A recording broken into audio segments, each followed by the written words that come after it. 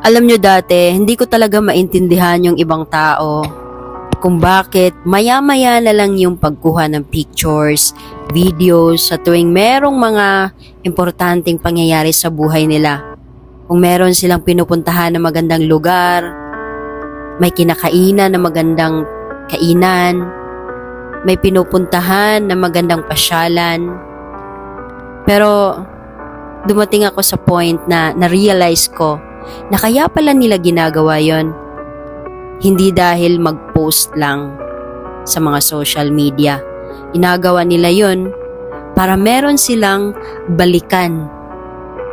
Meron silang mga memories na titingnan. Meron silang mga pictures, video na babalik ang panoorin sa moment na yon.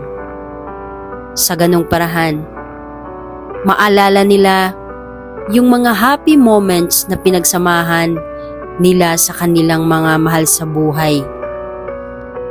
Kaya napaka-importante pala talaga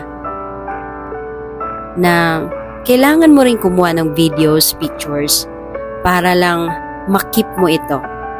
Hindi lang para ipakita sa ibang tao na maganda yung mga pinapasyalan mo, kundi para na rin sa sarili mo, para sa magandang mga memories mo. Yun pala talaga ang reason.